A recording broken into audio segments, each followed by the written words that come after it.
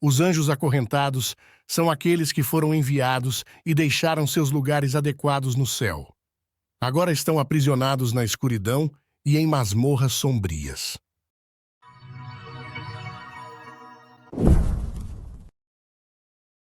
Esse conceito de anjos caídos e correntes é intrigante e impactante, ensinando lições cruciais sobre o julgamento e a misericórdia divina.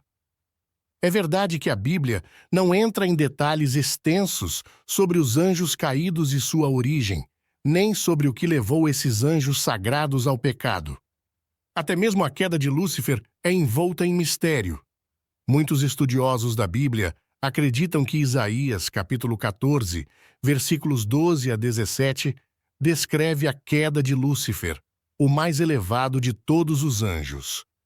No entanto, mesmo em sua queda, não recebemos uma quantidade substancial de detalhes sobre o ocorrido e os eventos que levaram à sua rebelião. Apesar de o tópico dos anjos caídos e Lúcifer ser envolto em mistério, há fatos que sabemos com certeza. No momento, existe um grupo de anjos cujo número desconhecemos que estão acorrentados em Tartarus. Tartarus é uma palavra grega para o submundo. Essa palavra grega específica é usada apenas uma vez no Novo Testamento e não faz referência ao destino final dos ímpios ou ao inferno. Alguns estudiosos da Bíblia acreditam que Tartarus pode ser uma seção especial do inferno, possivelmente o mesmo lugar que o abismo ou o poço sem fundo.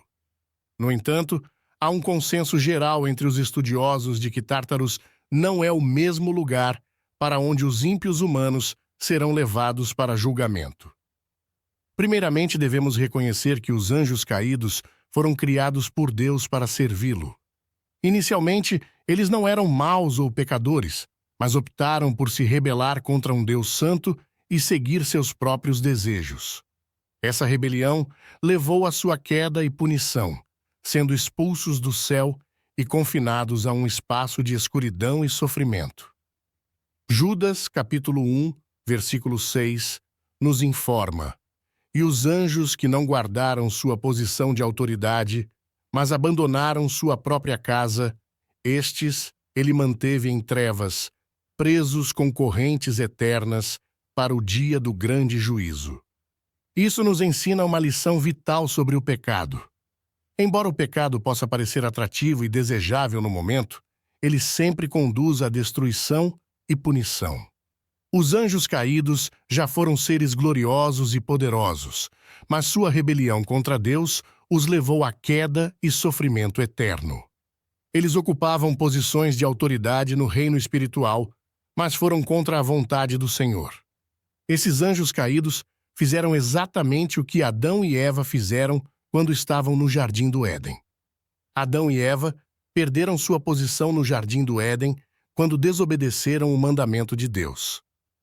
Reconhecendo as limitações e mistérios que cercam a representação bíblica dos anjos caídos e de Lúcifer, é fundamental aprofundar o que sabemos e compreender as profundas implicações. Quando esses anjos escolheram se rebelar e desafiar a autoridade de Deus, eles passaram de entidades de luz e pureza para encarnações de rebelião e pecado, ilustrando o poder transformador e corrompedor da desobediência a Deus. Em segundo lugar, o conceito de anjos caídos e correntes nos lembra da justiça e retidão de Deus. Mesmo os seres mais poderosos e privilegiados estão sujeitos ao julgamento e punição de Deus quando se rebelam contra ele. A justiça de Deus é perfeita e imparcial, e ele não permite que o pecado fique impune. Isso deve nos dar conforto, sabendo que Deus está no controle e que a justiça prevalecerá no final. Este mundo está repleto de homens e mulheres malignos, e a história está repleta de homens e mulheres malignos, pessoas que cometeram atrocidades, crimes e pecados. Pessoas que cometeram quantidades incontáveis de maldade e escuridão podem parecer superficialmente ter escapado com a maldade que cometeram. No entanto, há um ser eterno e todo-poderoso que vê tudo e que um dia julgará cada pessoa por suas ações.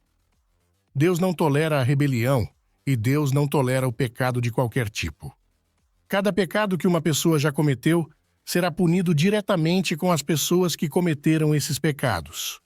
E a única maneira para uma pessoa escapar da punição total de seus pecados é aceitar a morte substitutiva de Jesus Cristo, perfeito, santo e justo, na cruz. Além disso, a Bíblia nos diz em 2ª Epístola de Pedro: pois se Deus não poupou anjos quando pecaram, mas os lançou no inferno e os entregou a abismos tenebrosos, mantendo-os presos para o juízo. Devemos sempre lembrar que Deus sempre julga o pecado. Deus julga o pecado todas as vezes. Se ele não julgasse o pecado todas as vezes, então ele seria um mentiroso. E se ele é um mentiroso, ele não é Deus. Fundamentalmente, Deus julga o pecado todas as vezes. Além disso, isso deve ser um lembrete humilhante de que Deus não faz acepção de pessoas. Se Deus julgou os anjos que, em muitos aspectos, estão acima dos homens, ele certamente julgará a humanidade rebelde. Por último, devemos reconhecer que os anjos caídos que estamos examinando hoje também perderam sua posição quando pecaram. Essa é uma das verdades mais importantes sobre Deus. Deus sempre julga o pecado e a rebelião.